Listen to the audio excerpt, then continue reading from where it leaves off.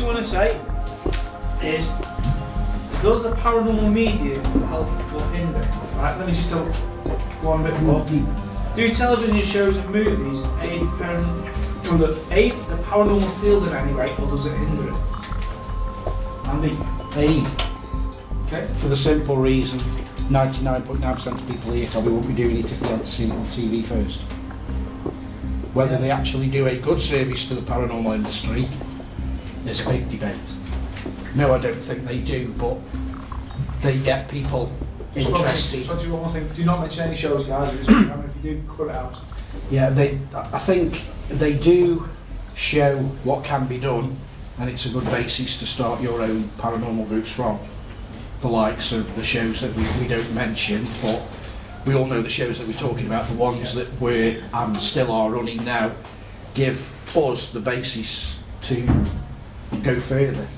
I want to know nothing about a K2 meter if I had to see one on the TV, because I'm not out there looking for gadgets for the paranormal, but if I see one on a show, I'll think, try that, and then we'll try and use it how we think it should be used. I think they give they're more for viewing figures than actually showing what paranormal's about. But I think on the negative, it gives a completely unrealistic view of what it is we do. I know generally if we've got special guests, we normally open up and say anything you've seen on telly. It's not going to. You're relatively going to sit in the dark and do nothing for most of the time. But on the plus side, going back 40 years ago, something like that, even having an open discussion like this about paranormal, about ghosts, would be like massive taboo. Yeah. So it's made it more mainstream and more acceptable to do what we do. So therefore, we don't have to necessarily be a secret cult society. You know. Yeah. Special handshakes. Yeah. Anyone else got any views? No. Yeah, I just want to echo what Andy said, because let's confess it, if you had watched these shows on television, you wouldn't perhaps have wouldn't want to go out and find out these things for yourself. And I think that's what you do. You watch these shows and you think, is that real or is it not real?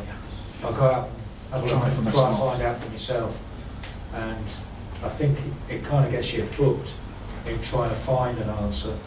And let's confess it, if we had an answer, we probably wouldn't be sitting around here discussing it. But do you think it also encourages people who, certain phrase, don't know what they're doing, mess around with something they should be messing around with? Because we've seen it on the telly.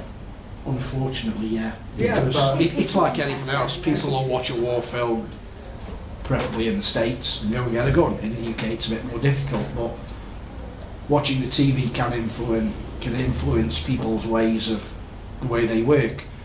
I hope when people watch a paranormal show that they get something out of it like we have and think, I want to go and find out for myself. I think we're all not naive and blinkered to know that when you do watch these shows, they are run for 45 minutes to an hour.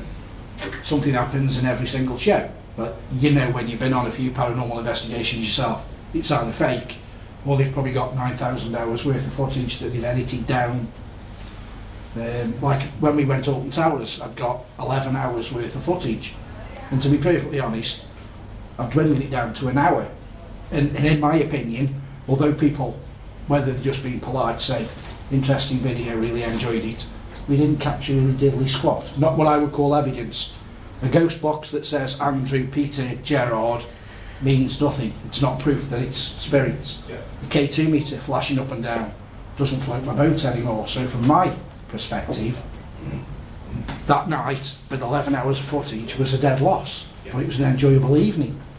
And that's what the paranormal's all about. Do you think that's because you're getting greedy? Because you've seen the K2 where we're not sort of excitable now about a ghost box replying to an answer because we've debunked that many ghost box sessions, and we're not a debunk. People think we are. We're not a debunking group. We're after the truth. Yep. And if we can find a way of disproving what we found, then we'll do that, because we don't want other people watching our videos and saying, wow, that's brilliant. Yeah. And it's not brilliant. By doing what we do then and debunking where we can, whatever we do present as tangible evidence should be taken not as lightly as just showing you know. Well, that's what I hope with our video. When I put our videos out, if I say we've caught something we don't know what it is, we're an hardy bunch. We try and ridicule every bit of footage that we do, for the want of a better term.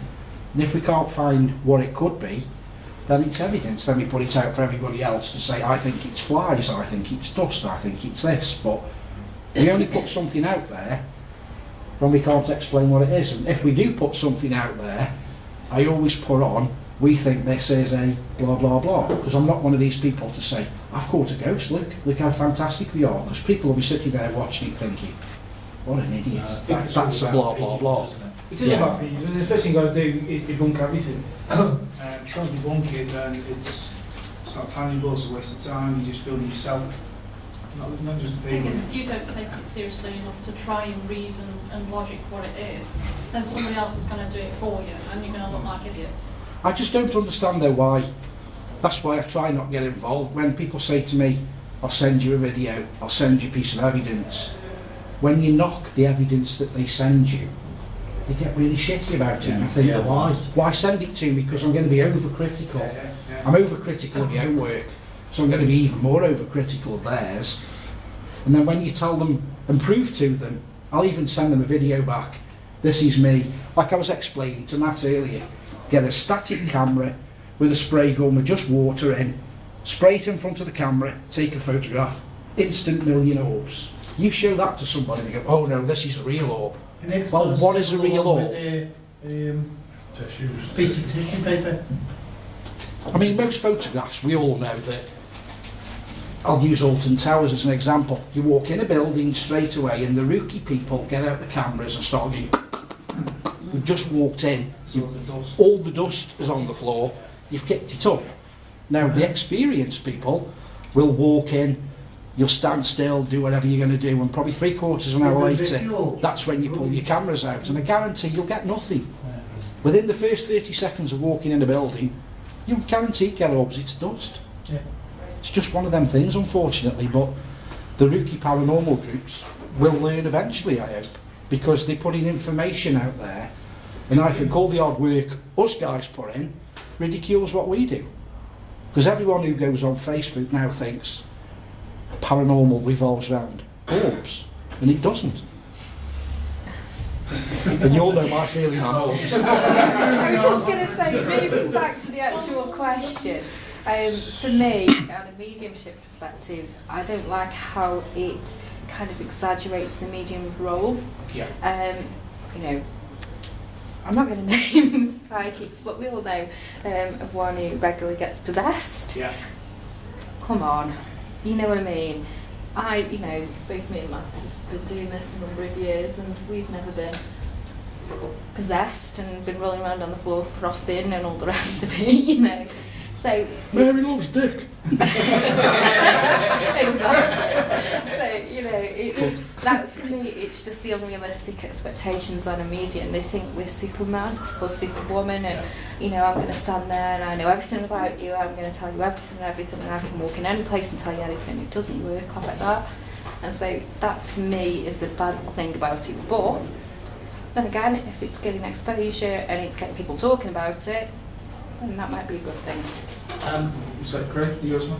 I was just going to say, like, with what you just said there, from my point of view now, I think if you're actually to film and capture the best evidence going, media-wise and online and things, wherever you post it, it means nothing. It'll only ever mean something to you in your teeth now. And this is where I think media, as you said, is very good for, like, the K2, which we all know brought that out, and showed it. Yeah, that's good, but is it actually worth it? Are we best going off and researching his own stuff and leaving media to disintegrate? And we, in a way, I don't mean media as in television, I mean create media online. And then would people actually come around to thinking, hang on a minute, there's a new look on this? Where now it seems like the only way you're going to get credibility is if you're actually debunking everything. Anything you actually show what is real, people will just, to be fair, rip apart. That's thanks to media in its own right. The media have gone way far-fetched now, and I don't think anybody believes anything they see on the screen, whether it be on Facebook, whether it be on the TV. Yeah. To be fair though, there are programs now that debunk Yeah. fact or fictional. Well, that's the only thing I was saying. Let's go on, obviously, the American TV show. It's very much their biggest saying. I was watching an early edition the other day, and he came across and said, we are a debunking team. Yeah, however, a year and a half ago, they got caught faking it. So, again, that just destroys, not just them, but I think it destroys anybody who actually now puts any sort of evidence out there, straight online. There's too much technology, we can play with things, we can manipulate. Oh, you can manipulate it as much as you So like. is it with the video in your time to actually go and say, look what we've caught? Is it better to turn around and say, look what we haven't caught? Well, like, if you're there with the camera in your hand and you're seeing what you see through the lens, Yeah. then obviously it's personal to you and it means something to you. To your own And it team. doesn't matter It's who the you same. show it to. Yeah, they're going to be sceptical because they weren't there, they didn't see That's it. it. You're never actually going to. It's not going to be. It's only ever going to be if it's between you and your team turn around and say, "What a brilliant piece of footage." Yeah, You could show it to millions online, and they're all going to turn around and yeah, prove it. yeah, exactly. You're in that horrible catch-22. With regards to that, even within our team, if I haven't attended an investigation and it posts something online, and say, oh, you know, we looked at all the mitigating factors, and I think there was one, I think it was the Alton Towers one that you did, and it was something to do with like a clanging, a very small clanging near the end of the footage when it was cut off. So that sounds like a bracelet or something on a tripod, and I think being able to go to the group and say, hang on a second, did you consider this? And then not to take offence by it and not to think that you don't trust them. I think that's how helps. it should be. I think basically what happens is though, I think there's a lot of media who play up to the ratings. We all know who they are, and we all know they have to push it and the reasons behind why they fake it. Does that now devalue what we do, especially media-wise? I know for one, if I was to sit there and I was the only one who caught something on camera, I'd want to show it the world. Do you know what I mean? It's that sort of thing, but You kind of want, and You've come to the point now where you can't. Do I put this forward and risk being you've belittled, or do I suddenly keep it to probably myself? captured the best evidence on camera ever, and it means nothing. It's now. only useful to those Just that were because actually of there. media. It's media have destroyed people's way of viewing things now. It's Matt, Mike, it's like on the Facebook, there's been so many videos uploaded on there and on other web pages where we're all dying to think, oh, if that was real, you know, but it could possibly be real. I can't see nothing in the video, you know, but you know in the back of your mind, like you were saying, Photoshop, it can be tampered with, special effects, CG, nothing's ever going to be trusted anymore. You're always going to have that thought in the back of your head, this is fake.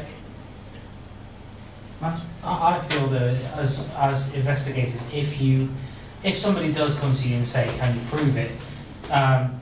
We had this this thing that we said before about raw footage. I know Andy keeps a lot of the raw footage of stuff that he considers valuable evidence. And that's the only real way we have of proving that what we have hasn't been tampered with. The downside is we're all using HD camcorders, we're all using digital SLR cameras, etc. It takes up a hell of a lot of space to store it. So how much money do we have to shell out to keep all this evidence just in case anybody says, prove it? But is it really, Seems any is it hobby, yeah. really what you're after though is for your own satisfaction and keeping that encased forever for you? Or is it with the intention of you are waiting for somebody to say, right now, prove it to me? Well, It both. depends on what you find valuable with it. You know, what's valuable to you? Are you seeking fame, fortune, and it's the extreme. I'm going to the extreme here. But are you seeking fame, fortune, and to be the first person to give that evidence that nobody can question? Or are you just doing it don't yourself? consider the pursuit of evidence a race, because as we all know, we can go to one venue, we can get a lot of evidence, we can go to one venue the next week, exactly the same venue, get sod all. It's one of the most unpredictable elements you can ever investigate is the paranormal, because there are so many variables in just one instance, let alone multiple instances of investigation. I think that if you are collecting evidence and you want it put out there as some kind of proof towards, I won't say definite proof of the afterlife or proof of the paranormal, but proof towards supporting evidence of the paranormal, then if you have any evidence, forwarded to an academic institute that can verify whether they consider it paranormal or not. You know, you can elements of parapsychology, there's physics, there's photography, there's audio, every other sense you can apply in a scientific aspect. If you have evidence of it, present it to them and see what they say. Most of what we do as paranormal groups invites ridicule, but if you have solid evidence, how can somebody ridicule it? I don't Being understand. satisfied with what Exactly, you've got in your and own mind. Moving back to what we were saying about media, I know we present a lot of what we do, but that's generally to satisfy a following of like looking for our pursuit of truth. I don't think fame and fortune and any other pursuit of any kind of vanity to put yourself on a pedestal is valuable. I think your only thing you should ever be pursuing is the truth. Doesn't matter where you put it out there, as long as you're honest with yourself and everybody else you're investigating with, and that's what you're after, that's great. Yeah. You might get some recognition of this person discovered this full apparition, or this person discovered this EVP, great, or this group. That's all you're after. A lot of ridicule for me comes from two aspects. One is jealousy if you thought something that someone else hasn't, and the second is the fear of the unknown. So therefore, if I turn around and say that's fake, therefore it didn't happen, it's not real, and ghosts don't exist.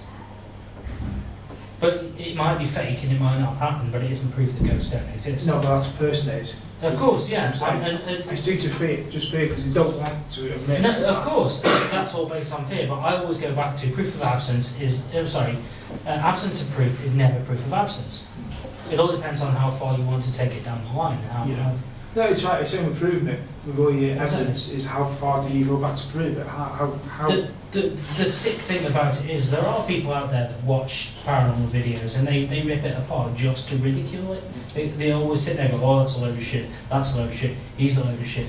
And this is partially why I hate the media aspect of it to a certain extent. Yeah. Because going back to this whole test the medium stuff, like in a lot of programs they'll be like, we've got this information, we'll see if the mediums pick up on it. What? Really? I think people get tarred with the same brush as well. You know, if somebody has proved to fake something, then regardless of whatever else you say, you're going to Exactly, say, is that they're going to be entirely convinced. yeah. Going back to what I was saying about test the mediums, I think that it doesn't really matter what you know about the venue before. A medium there is exactly, as you were saying before, a tool in investigation. And believe me, there are some mediums out there that are tools.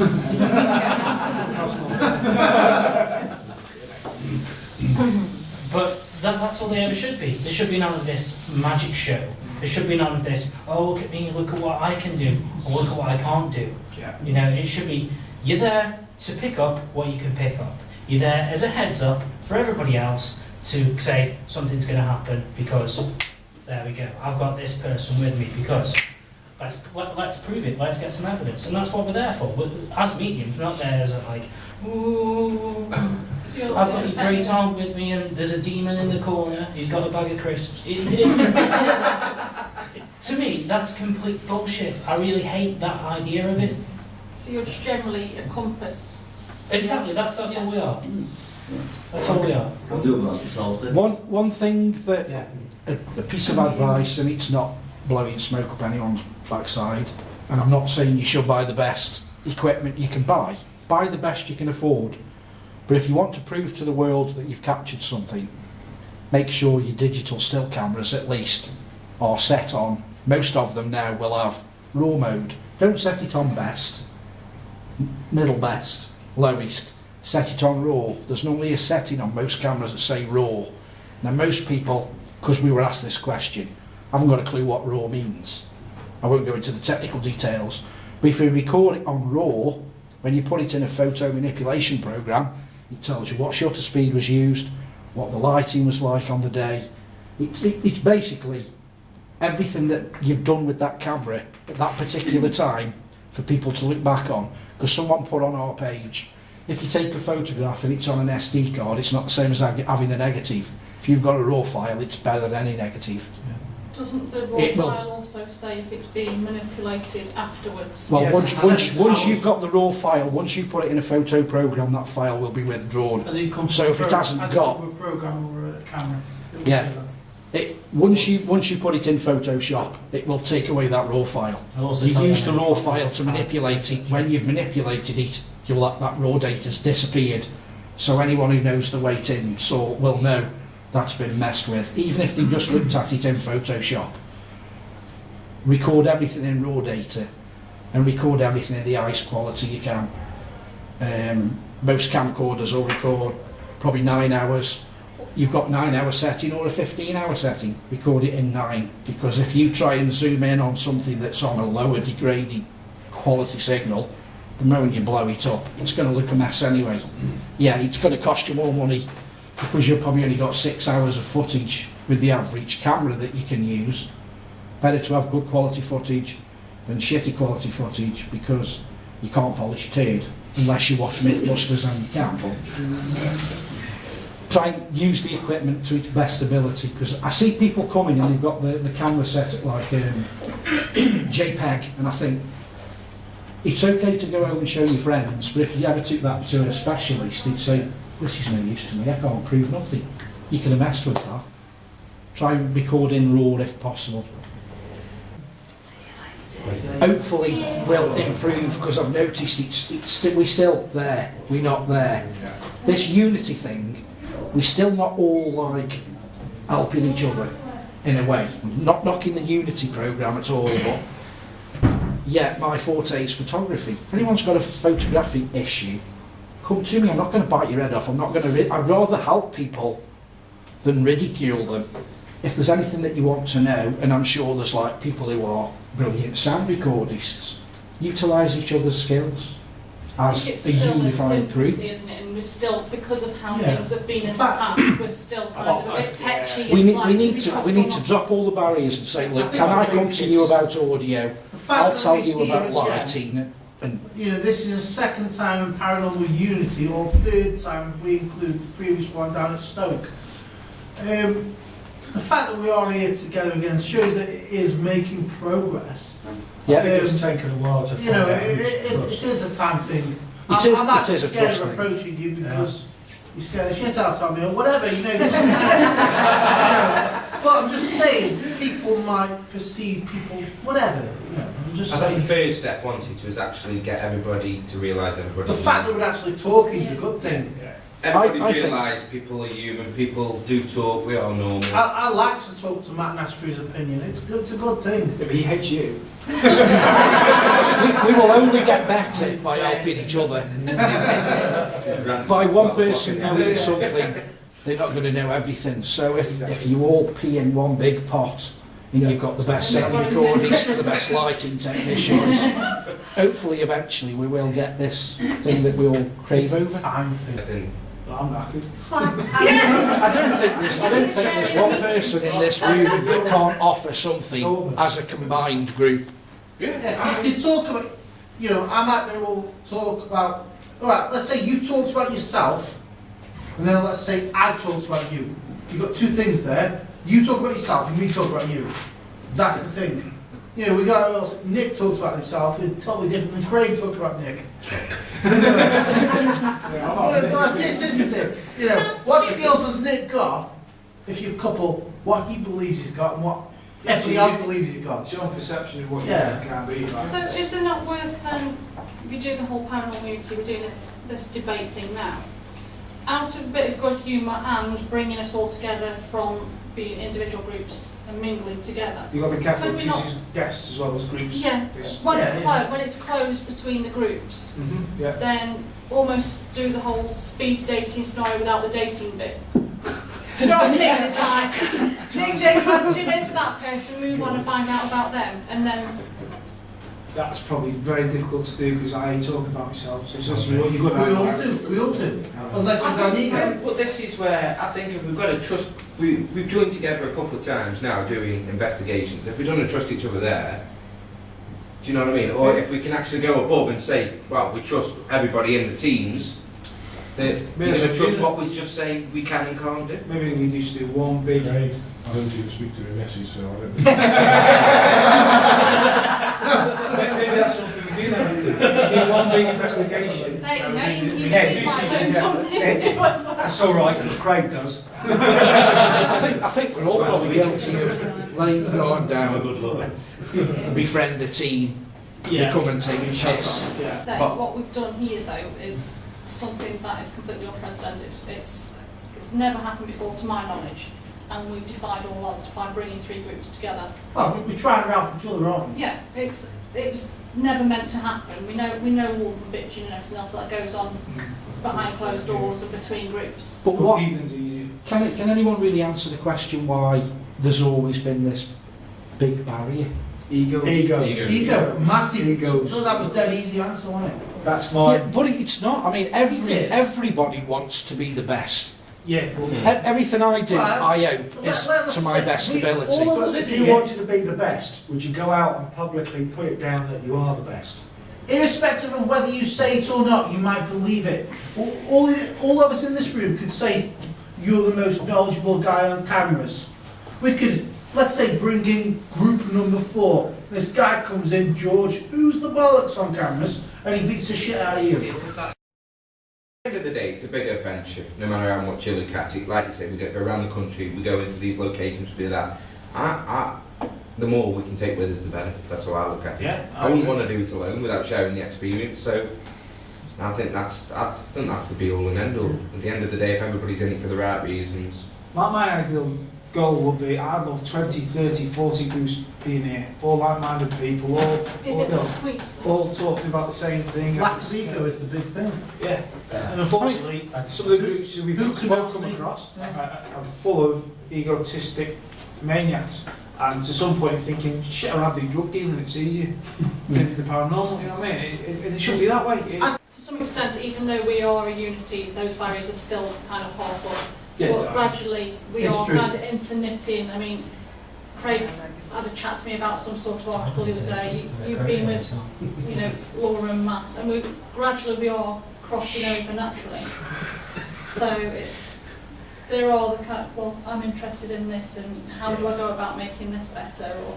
So it is getting there, and it has been that we've had to stick at it for a little while just to make sure that we do trust each other completely. Yeah.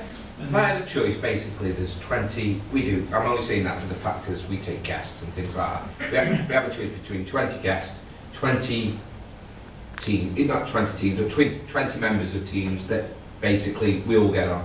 I choose the teams every single time. Yeah, I would. Yeah, so it's... Well, let's be honest, the guests, it's a source of income. Of course it is. They're paying for the next investigation. Well, they're paying for that event You as know, well, whether we to be like it fair. or not, they're getting... Yes, that's what you've got to do. But they'll never admit it. Yeah, of course it is. It's a lot, I think You know yourself. I've said before, I'm not Yeah. afraid to say, I watch every single paranormal group on Facebook Of course you do. and nick ideas Yeah. and use them for our own ends. It's got to be. Unless But you're- other people, I don't do that. I don't follow what such and such a body does. And then, like Claire says, suddenly they're using You a get plasma the- ball you that get we the used ones last that week. were doing it. Yeah. Can I just throw a question to the mediums in the room? As you're a medium, you obviously believe there's ghosts, there's belief in afterlife. Okay, what drives you to do a paranormal investigation, and why do you go and use the K2 to get a red light to come on? Or To prove what we know. I wouldn't even say proof. I do tarot, and a common thing with the way I do tarot is that a question is always answered with a question. right? So when I'm putting back to you is that you're saying, We'll say an answer. Yes or no? Yeah. Andy? The one thing I've noticed with paranormal, and I'll use myself as an example, we all move the goalposts. I said the same as you. When I see that definitive proof, for me, it's time for me to get out. I'm one of the fortunate people who captured it on film, seen what I would say is a ghost. But what I interpreted what a ghost should look like, the white see-through thing, it was, as I've said many a times, it was as solid as you are. So I thought, no, it wasn't a ghost. So you do move the goal. When you do see something that you can't believe, Yeah. or you think, that's not right, you move the goalposts. So I don't think we will ever really find the truth. Because if you see something go through a wall, you'll think, "I imagine that." Because we all know we can't believe what we see. Simple. But however, that's all we've got go on at the minute. Whether we see through a camera, through his own eyes, we'll always turn around and go, "That's a ghost." I mean, for example, when we were at that investigation the other week, you felt something, Jamie felt something. I had to go to the dentist because my face, as everyone knows, my face was out here. What hit me? There was nothing there. I know, yeah. We were all in the same room. We all got belted in some way, shape or The form. dentist actually said it was. It was a soft tissue injury, which is basically a punch. He asked if you had been smacked. He asked if I'd been in a fight, and I've got to go back on Friday to have it sorted I've out got to because admit, that was physical-wise, in quite a few years, it's the first time I've ever felt. Albeit I wasn't in pain, it was more of a feeling I had. You know, I felt swelled up. But I've even tried to explain what it could be and I can't.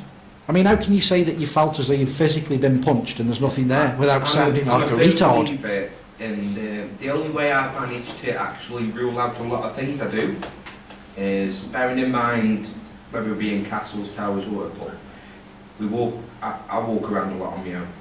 So I'm a big believer in things need to happen twice. So if I went back to the same location again, You'd want the same thing happen again. and if it did happen again, now I'd be really questioning the fact. Where it happened there, we don't know. I'm not an expert in every field, so I don't know in that sort of way what could have made that happen.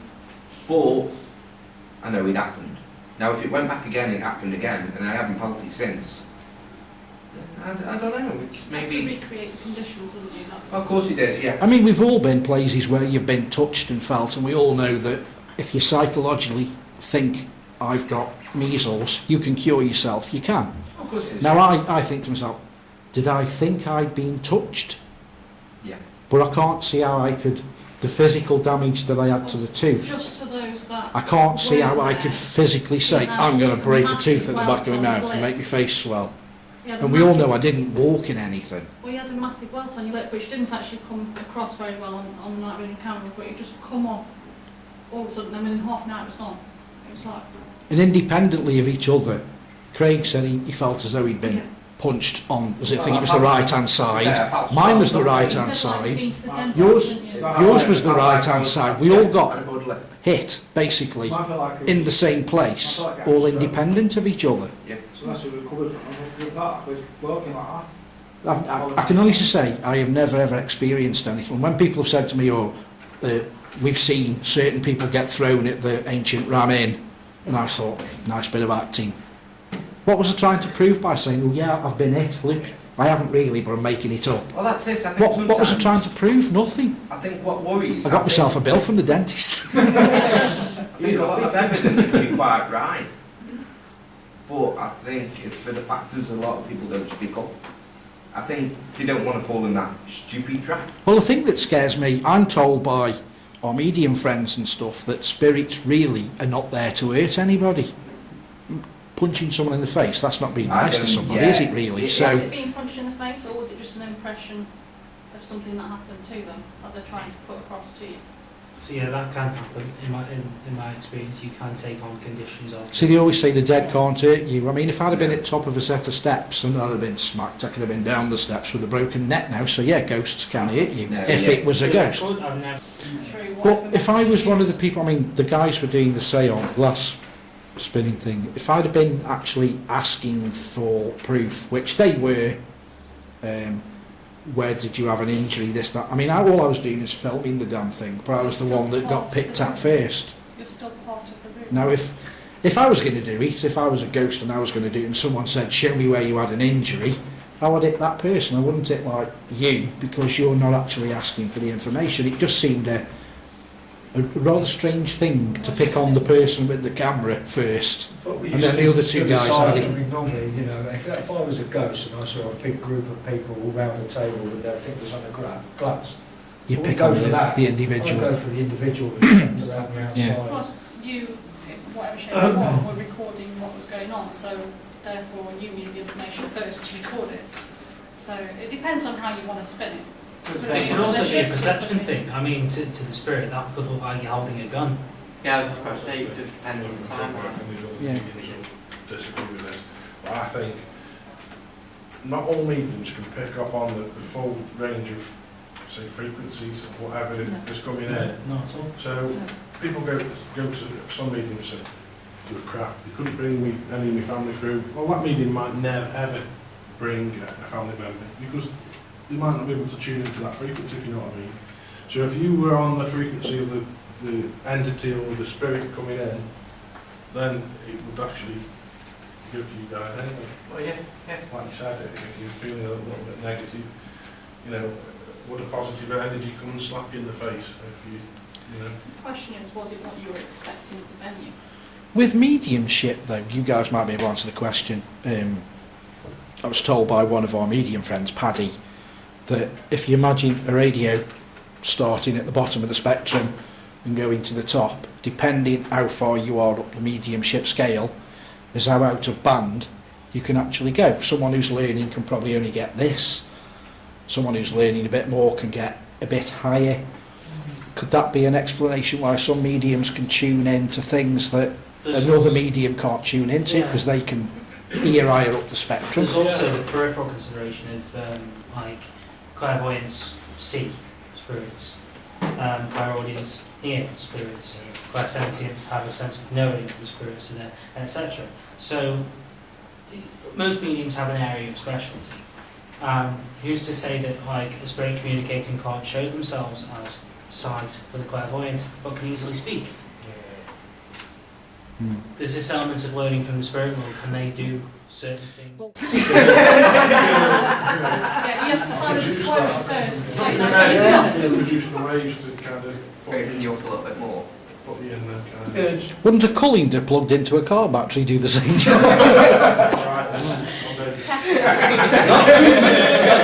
Yeah, you've got the right conductivity without any hair.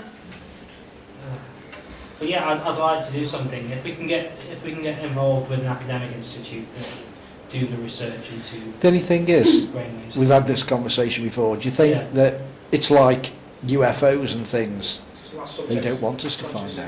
It's unconscious, use that 5 to 11. Possession then, does that really happen or is it psychological? It's in the brain? My personal opinion is, from what I've seen it firsthand and I've seen it on films, and I think it's brought on by the person. I think it's self-inflicted.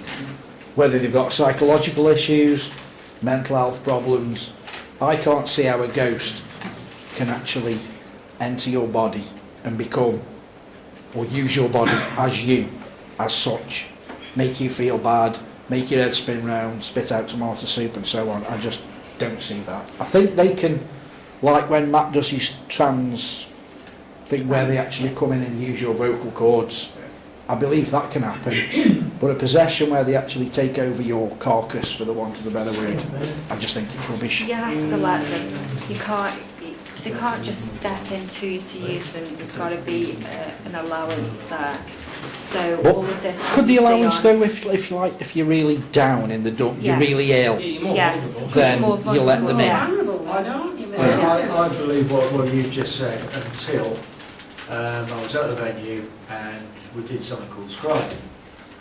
And to actually look and see this woman's face in the mirror completely change and to start answering questions like without having to think about it. But then again, scrying is a form of channeling. You are allowing that to happen. Yes, Yeah, that's like a possession.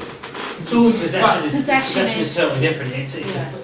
It's given in cases of more powerful entities, what you would call demons. I hate the word. It's about Because whether you believe. So you saying possession is basically somebody coming over your body when you Have don't you give them given permission. permission or not? It's definitely forced Right. upon you. No. Sorry. So I do for one. When I do trance mediumship, I allow spirit to step closer. I allow them to blend with me and communicate using me. Half the time I can't move, and it takes me a good minute or so to be able to feel anything afterwards and be able to move afterwards. So when you see possessions and things of people thrashing around, etc., from my perspective, it's either fiction or it's got to be very extreme. Because I'm trained to do it, so that people, when they are possessed, for want of a better term, because the classification of possession has so many different levels. It's got to be pretty intense in my view. So go back to the whole thing of overshadowing then. I suppose that's got to be an element there, but how can somebody be not possessed but overshadowed enough to believe that they're saying or doing something? The best analogy And then It's it'd be something different else. levels. Do you know how what happened with me at that Yeah. place? Like I I said, thought I was saying one thing. I thought You it was were. perfectly fine. I was like, you know, Best- asking questions, but you guys said I was saying something completely There different. must be like there are classifications no of what we open, call you know, there's no possession. allowances. There is the element of like suggestion, and then there's influence, and then there's embodiment. And there are so many different psychological triggers for that. It must, at some level, it has to be, to a certain extent, invited Yeah. by a person. I'm not saying like it can't happen. You can just walk into a place and all of a sudden, bang, Yeah. your eyes turn red and If you get into burst into flames. But hypnotism, Mm. hypnotism is exactly. Can you just say last comment from Craig and what to call it tonight? So Just like you say, just to quickly run through, obviously I've trained in hypnosis. I think the biggest thing you can say there's actually, if you get a group of hypnosis people or hypnotists together or hypnotherapy, the one thing they will say, there's no such thing as hypnotism. It's something we delve in every day of us life. Yeah, all hypnotism is suggestion, as we said. Where Matt went there, you went up the scale of suggestion and that. I believe one thing you missed out there. no, I didn't want to clearly define No, it. no, because I it's don't know them. just what falls in the category of suggestion, a bit like the question, demons being taken over, anything like that, is the misconception side of things. Yeah. Right now, there's nothing saying if there's spirits on the other side, and you sit there and quite easily influenced, suggested with the surrounding, that there couldn't have been an element of misconception. What you missed, obviously, if you saw it, it wouldn't be misconception, and so that would create an actual being taken over. Yeah, it's all, I believe, like tonight, my comments will influence a reaction from yourself, and so on, and we bounced around the room like Yeah, that. of course. I think that's how it all works, yeah, is we've all suggested something, and we've all given a reaction to something, and it same goes with being taken over. Yeah. It's, What I was trying to say was that I didn't get around to saying it, is that the media plays a lot of the whole misconception there, Hollywood and everything else. Of course it does, yeah. You've seen through horror films. And But can actually spirit, if that's the case then, and people who get taken over, who don't mean to get taken over, and things like that, can spirit play the misconception card? In other words, everything around you is suggestion. Oh, did you hear that? Did you hear this? That, the other? Could it lead into something a bit more, would be the misconception? Yeah? Are you with me? It plays it taste card, where we would, if we were hypnotising somebody, where we say, well, imagine a bright light on the ceiling. Hey! That's Well done. Thank you. Does it go out as well? Venus flytrap. It's like a cat, wasn't it? And you have Could have done that 3 hours ago. I do feel it's a question with that, so thank you for asking. okay, right, we'll close there, guys, and I'd like to say thank you very much. And I know we've all got different opinions, but please let's all leave as friends. No scrapping outside the door. And if you do, let me watch. But no, seriously, no scrapping outside. And thank you very much. And hopefully, paranormal debate number 3 soon. Cheers, guys. Thank you.